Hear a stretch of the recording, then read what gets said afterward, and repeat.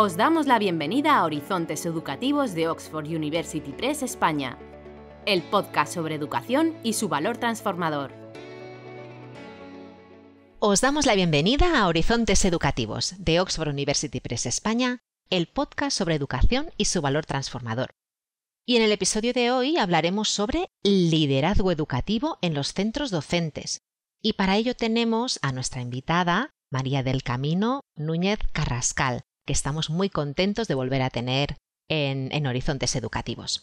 Yo, como ya sabéis, soy Montse Costafreda, Professional Development Consultant dentro del Departamento de Desarrollo Profesional de Oxford University Press. ¿Qué tal, Camino? ¿Cómo estás? Hola, buenas tardes, Montse. Pues encantada de saludarte y agradecida pues a Oxford University Press de que haya querido contar nuevamente conmigo para hablar de otro tema más en materia educativa. Para aquellos que no te conozcan, dinos un poquito quién eres, a qué te dedicas, para que puedan centrarse más en ti, vamos, y te conozcan mejor.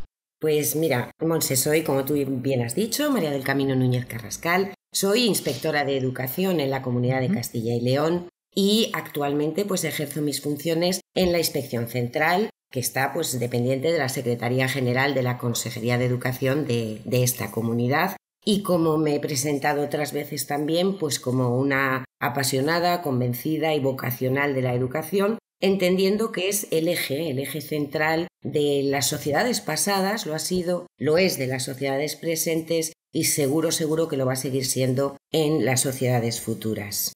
Qué bien, fantástico. Y además hoy vienes a hablar de un tema que es el liderazgo educativo, que yo creo que está en debate desde diferentes sectores, pero sobre todo desde los centros, evidentemente, las familias y todo el contexto educativo actual.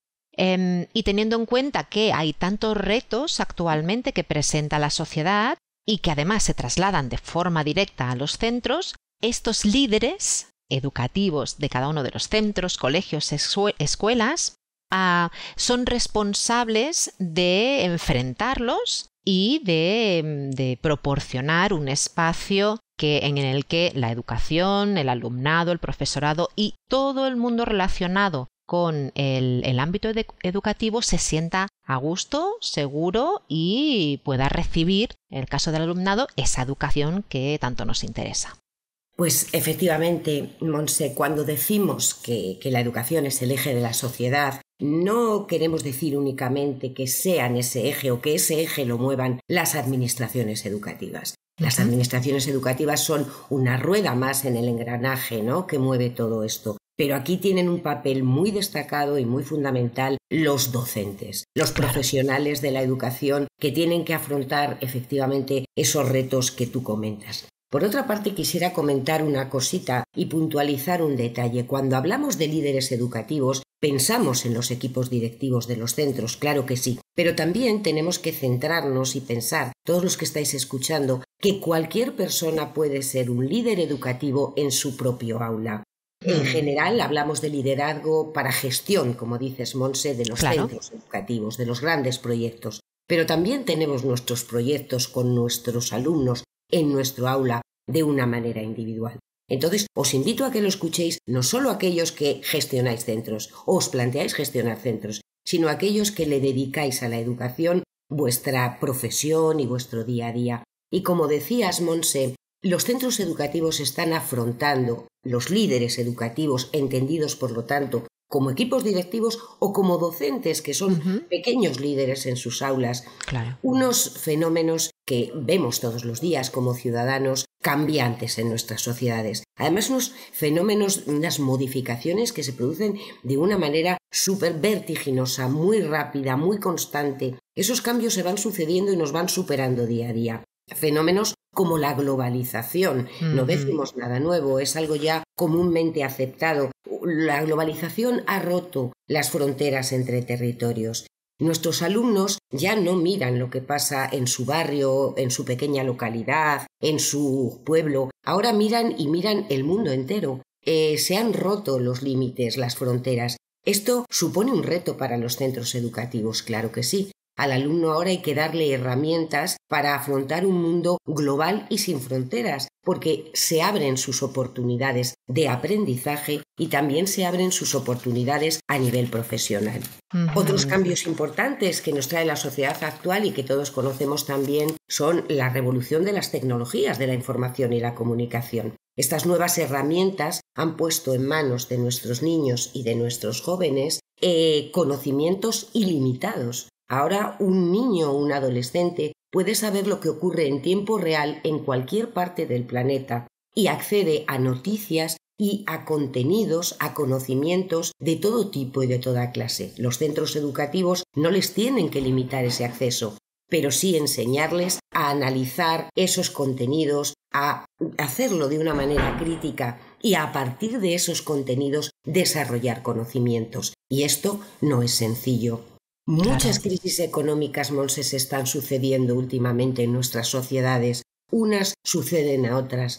Hay veces que hasta se ponen en entredicho principios que la comunidad científica en materia económica daba por inquebrantables, ¿no? Esas crisis que se están sucediendo están trayendo, como todo el mundo sabe, un incremento de la pobreza a nivel mundial y una pobreza que está sacudiendo de una manera más destacada o muy destacada a menores y a jóvenes. La escuela también tiene que estar ahí. Tenemos que compensar, que ser un mecanismo que compense esas desigualdades sociales, económicas y culturales de las que nuestros jóvenes y niños son víctimas. Tenemos que ayudar a superar esas situaciones que les ponen a nuestros niños en desventaja. Claro, son aspectos además como muy grandes, ¿no? Que van enormes, afectando no solo a la educación, sino a nuestra sociedad, lo que comentabas al inicio, ¿no? Claro, los centros educativos no viven al margen de la sociedad. Exacto. Viven con profesores que viven en la sociedad, su día a día transcurre con niños que viven en la sociedad, con familias que viven en la sociedad y con líderes educativos que absorben todo lo que vive la sociedad, ¿no?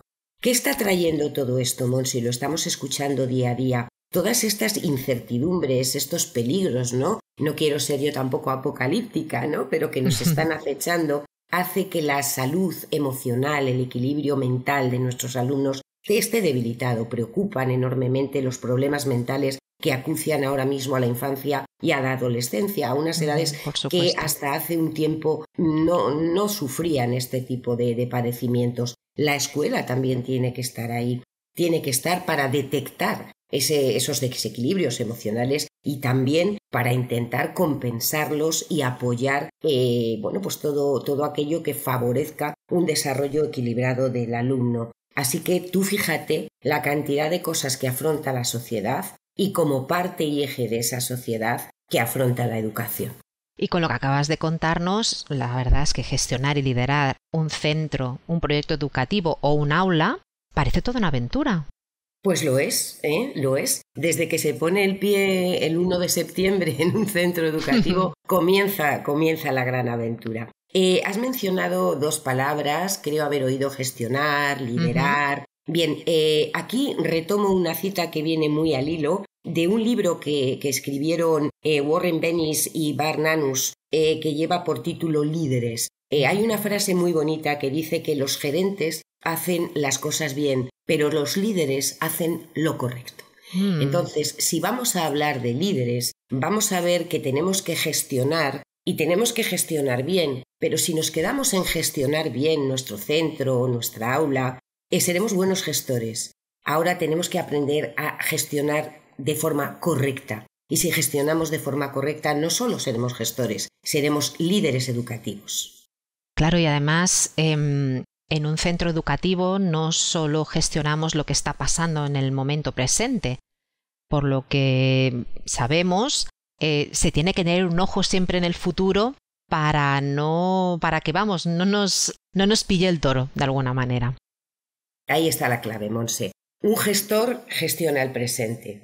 Un líder gestiona el presente con un ojo puesto en el futuro, anticipándose a todos estos fenómenos que acabamos de comentar, a todo lo que viene. Algunas de las cosas ya están llegando, otras se adivina que van a venir. Por eso, en este ratito de charla sobre el liderazgo educativo, vamos a pararnos, si te parece, Monse, en 3 estaciones.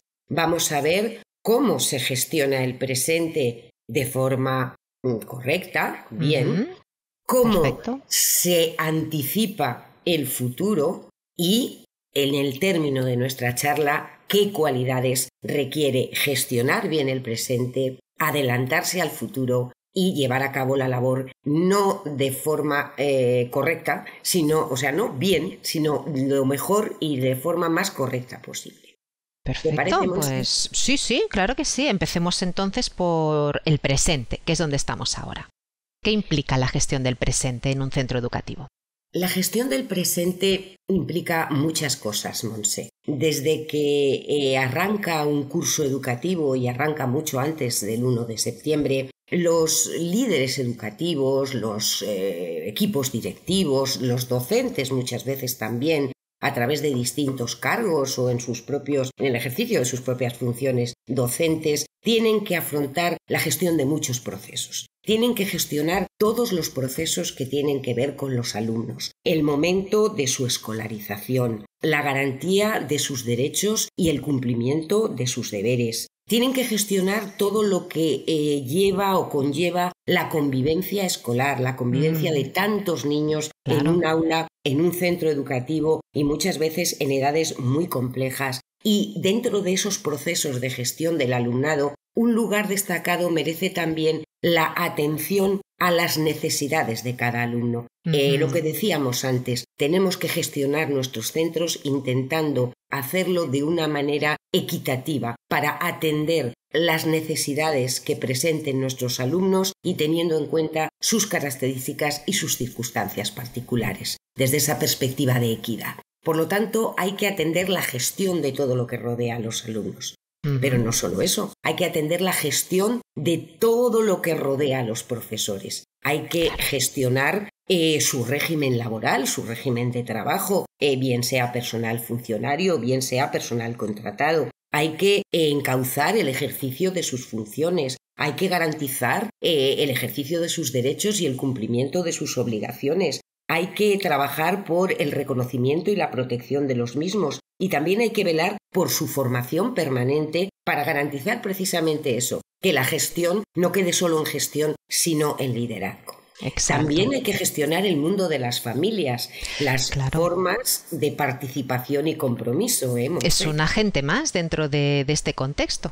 Por supuesto, un miembro más de la comunidad educativa. Los líderes educativos tienen que conocer cuáles son los mecanismos de participación, los compromisos que pueden sellar las familias con los centros educativos. También tienen que velar porque disfruten de sus derechos y cumplan y garanticen sus obligaciones. También hay que gestionar todo lo que rodea al propio centro educativo. El centro educativo tiene unos documentos institucionales que hay que elaborar, unos documentos de planificación docente, tiene que poner en marcha una serie de órganos de gobierno y de participación. Hay que gestionar también el ámbito de autonomía que tiene el propio centro educativo, sus normas de organización y de funcionamiento, la organización del calendario, de la jornada, la propia vida del centro. Claro. También tenemos que saber gestionar las relaciones del centro con las administraciones educativas. Normalmente, estas se canalizan a través del inspector de referencia del centro, pero tenemos que conocer esos cauces porque un centro educativo no vive cerrado, vive en contacto con su localidad, pero también con las administraciones educativas de las que depende. Y además tiene que planificar todos aquellos planes, proyectos, programas que quiera que constituyan sus señas de identidad, preparar objetivos, tareas, proyectos que desemboquen en algo buscado y querido por los centros acorde a su proyecto educativo y a su idea de educación. Claro, es un gran compendio de labores y de personas, de grupos a quienes cuidar y gestionar y en relación a instituciones, planificación, vamos, un trabajo enorme. Y date cuenta, Monse, todos estos ámbitos de gestión, alumnado, profesorado, familias, todo está, o la mayor parte, está regulado en normas Está previsto en leyes orgánicas, en reales decretos, en normativa autonómica, que los líderes educativos que quieren velar por los derechos de los alumnos tienen que conocer cuáles son sus derechos y los cauces para defenderlos. Que tienen que organizar un centro, tienen que conocer cuáles son sus órganos de gobierno y su régimen de funcionamiento. Que tienen que organizar las propias enseñanzas, el propio currículo. Tienen que conocer dónde está recogido. Y esa es una lucha de los docentes también en el día a día, el pegarse con toda esta maraña normativa que además está en continuo proceso de reforma y que muchas veces su conocimiento pues no es sencillo y bueno, y si bien esa figura del inspector de referencia ayuda en todo ello, pero esto requiere unos conocimientos también, sobre todo a los líderes de los equipos, a los equipos directivos, importante. Entonces, claro que es todo un reto la gestión del día a día. Claro, lo que te iba a comentar, ¿quién les ayuda para llevar a cabo todas estas acciones y todos estos deberes que tienen los líderes de un centro? Los centros educativos cuentan con inspectores de referencia. Entonces, un inspector de referencia tiene atribuida la asistencia, dijéramos, o el ejercicio de sus funciones en varios centros educativos. Son el teléfono de la esperanza de los equipos directivos, a donde se acude pues cuando no solo para desempeñar tareas de fiscalización, ¿no? Y de control policial, sino también funciones de asesoramiento y acompañamiento. Ese es el cauce ordinario. Claro, pero podría ser que un director, una directora, un centro se perdiera en algún punto, pues siempre tiene como referencia a su inspector, su inspectora, para que le pueda echar una mano, entiendo. Eso es, porque todo este mundillo de la gestión y el conocimiento de la norma es complejo, es muy complejo. Claro, normal. Pues todo esto entiendo yo que es la gestión del presente. Y si ya tenemos todo esto, ¿qué tienen que entrever del futuro los líderes educativos? Pues a eso vamos, Monse. Siguiente parada, el futuro. Decíamos, un buen gestor gestiona bien, un líder hace lo correcto. Lo anterior que acabamos, el presente que acabamos de exponer, hay que hacerlo bien. Pero si además queremos hacer lo correcto, como tú bien has dicho, tenemos que tener un ojo puesto en el futuro. Fíjate, aquí tenemos que mirar muy lejos. Aquí nos vamos al fenómeno de la globalización, nos lo aplicamos también en este campo. Aquí nos marcan la pauta las instituciones y organismos internacionales. Tenemos que tener los ojos abiertos y los oídos escuchando lo que nos van diciendo. Si bien los organismos de carácter internacional no son soberanos, no tienen competencias en materia educativa, ni siquiera la Unión Europea, ¿no? Sino que aquí las competencias siguen siendo de los Estados miembros, estos organismos supranacionales vienen marcando o vienen estableciendo una serie de recomendaciones. ¿Recomendaciones por qué? ¿Por qué se meten los organismos internacionales a recomendarnos qué es bueno en materia educativa? Pues por ese fenómeno de la globalización. Si ahora nuestros alumnos, nuestros sistemas educativos ya no se quedan solo en nuestro territorio, sino que la población se abre a todo el mundo, al globo, es normal que los sistemas educativos tengan que converger y avanzar hacia ciertos horizontes comunes que garanticen esa movilidad académica y profesional. Así, como primera parada obligatoria, tenemos que hacer una reseña al documento que publica en el año 2015 la Organización de Naciones Unidas y del cual salen esos objetivos de desarrollo sostenible que tenemos todos grabados a fuego y que el propio preámbulo de la LOMLOE reconoce como uno de los elementos que alumbran o que iluminan, guían un poco la última reforma educativa que hemos tenido. ¿Cierto? En el año 2018, el Consejo de la Unión Europea elaboró una recomendación, ya decimos, no tienen carácter obligatorio, pero España hasta ahora siempre se ha alineado con estas recomendaciones, en un documento que vino a establecer lo que se llaman las competencias clave para el aprendizaje permanente.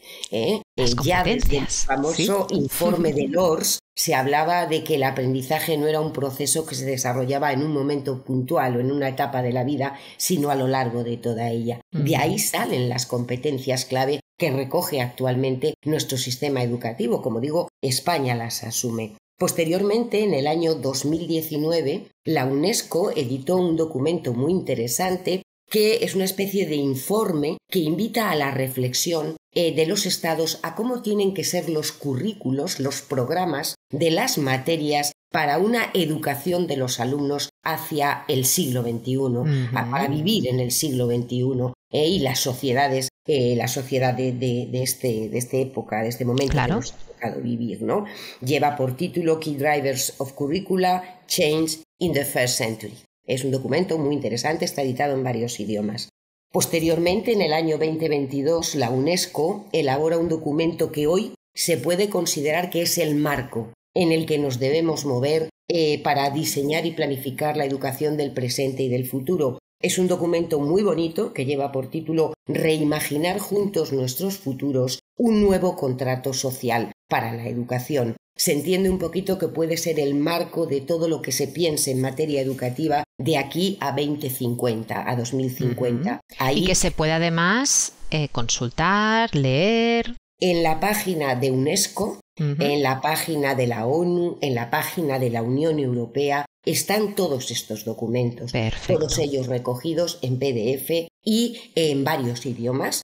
Aparte de inglés y francés, están en muchísimos más. Perfecto. Este documento que os digo tan bonito, porque realmente lo es, nos habla de principios como que la pedagogía y la educación se debe centrar ahora mismo en los principios de cooperación, de colaboración, de solidaridad. Nos habla también de que los planes de estudios tienen que tener un trasfondo ecológico, intercultural, interdisciplinar. Nos habla de que los docentes aparecen ahora como creadores de conocimientos, como esos acompañantes de los alumnos hacia el descubrimiento de los conocimientos científicos. Claro. Nos habla de que las escuelas deben ser lugares especialmente protegidos porque promueven lo mejor, la inclusión, la equidad, el bienestar, la justicia social. Y nos habla de que debemos disfrutar y acrecentar las oportunidades educativas de nuestros alumnos. Claro. Hay otra frase, dijéramos que habrán escuchado todos los que nos están acompañando hoy, otra especie de documento que lleva por título Los desafíos educativos para el siglo XXI, ¿no? España se plantea como desafíos educativos fomentar el compromiso de los alumnos ante situaciones de inequidad y de exclusión, la resolución pacífica de conflictos, el aprovechamiento crítico, ético y responsable de la cultura digital, la atención y la valoración de la diversidad personal y cultural, la vida saludable, el consumo responsable, principios maravillosos que ilustran y que encienden esa luz a la que los buenos líderes educativos tienen que dirigir su mirada. Tienen que vivir el presente, gestionar el presente con conocimiento de esa normativa que regula todos esos procesos que hemos mencionado, pero por otra parte tiene que tener un ojo puesto en el futuro. ¿Por qué? Porque si gestiona el presente teniendo el otro ojo puesto en el futuro, no solo gestionará bien, sino que lo hará de manera correcta, sabiendo la que se avecina para anticiparse. Claro, sí, teniendo ya trazado un poco ese camino para ir evolucionando y no quedarse estancados en un presente continuo. Perfecto. Por lo tanto, hemos visto el presente, ese futuro que todo líder educativo tiene que tener en su perspectiva. Y habías comentado que hablarías sobre una tercera pata, que serían las competencias, las habilidades que todo líder educativo debería tener o debería ir controlando o adquiriendo para que tenga esa competencia, ¿no? Valga la redundancia, dentro de su liderazgo. Pues sí.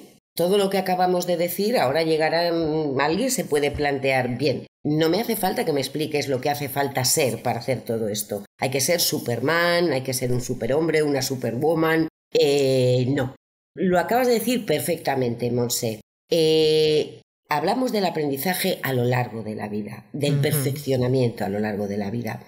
Yo os voy a comentar algunas de las competencias clave, también podemos decir, que debe tener un buen líder educativo, pero que no tiene por qué tener hoy, como tú has dicho, sino que tiene que ir adquiriendo y renovando en ese proceso de superación tanto personal como profesional.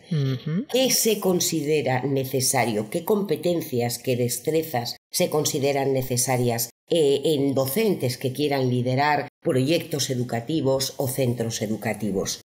El docente es un agente de cambio. Está demostradísimo a nivel científico que uno de los elementos centrales del sistema educativo es el profesorado. Hay una relación directa entre la calidad del docente y la calidad de los aprendizajes del alumno. Entonces, ¿qué le pedimos a un docente que quiere ser líder educativo? Pues le pedimos una serie de competencias que se pueden agrupar en torno más o menos a 3 áreas, ¿no? Al área personal, al área docente o profesional, por supuesto, y al área social, donde buscamos pues esa formación integral del alumno. Y así, repartidas en esas 3 áreas, encontramos competencias como una competencia científica y pedagógica. Es decir, competencia científica y pedagógica implica conocimientos no solo en su área o disciplina que imparte, sino también en toda esa normativa que regula el sistema educativo y que regula todos esos procesos que acabamos de ver. Un conocimiento también en cómo se producen los procesos de aprendizaje en el cerebro del alumno para mejorar así sus prácticas pedagógicas. Por lo tanto, una primera competencia fundamental es la competencia científica y pedagógica, el conocer la materia que imparte, todos aquellos procesos que gestiona y, a su vez, el proceso de aprendizaje de los alumnos para implementar la pedagogía más acertada y más adecuada al tipo de alumnado que tiene delante, ¿no? Al tipo de centro que tiene delante. Lógicamente, también tiene que tener una importante competencia comunicativa. Date cuenta que el líder tiene que hacer un llamamiento y tiene que conseguir que se le siga en ese proyecto que ha diseñado. La competencia comunicativa es fundamental. Y aquí, fíjate, un buen líder educativo creo que tiene que tener siempre presente esos principios DUA, esos principios del diseño universal para el aprendizaje, ¿no? Porque tiene que poderse expresar en esas 3 patas que tienen, ¿no? Múltiples formas de acción, múltiples formas de representación. Tiene que saber comunicarse en muchos formatos, en todos los formatos posibles. ¿Para qué? Para que la información y las ideas y ese proyecto que quiere liderar lleguen al mayor número de gente posible y el mayor número de gente posible las secunde y se suba a ese proyecto. Que es lo más importante. Fundamental, porque estamos hablando de que aquí una persona sola y aislada no consigue nada. Claro que no. Estamos en una sociedad que requiere colaboración y participación. Por lo tanto, 2 competencias muy claras, científica y pedagógica, y competencia comunicativa. Tiene que tener también un dominio de la competencia digital. Es fundamental. No solo para la gestión del propio centro educativo, sino porque las relaciones con el exterior del centro, porque ya sabemos, Monse, que un centro no vive solito, encerrado en sí mismo, claro que no, sino que también está englobado en este planeta global, ¿no? El centro tiene que estar abierto, tiene que vivir con las puertas de par en par abiertas. Las puertas que de par en par se abren en un centro educativo se hacen a través del acceso a la red. Y para ello tenemos que disponer de medios y de destrezas para manejar esos medios que permitan abrir todo ese conocimiento que hemos dicho que existe por ahí en la red a nuestros alumnos. Por lo tanto, también un buen dominio de los medios digitales. Otra competencia que les exigimos a nuestros líderes educativos, pues una competencia de desarrollo personal y profesional. El desarrollo personal se requiere a cualquier persona en cualquier oficio. Las personas, y como tú bien has dicho, Monse, van evolucionando y todo esto no lo conseguimos de un día para otro, sino que lo vamos consiguiendo. Un buen líder educativo tiene que crecer como persona. Tiene que descubrir pues nuevos valores, un buen autoconocimiento de sí mismo, de sus limitaciones, de sus propios errores, de sus posibilidades. Se tiene que querer, porque si se quiere, querrá al resto y empatizará con el resto.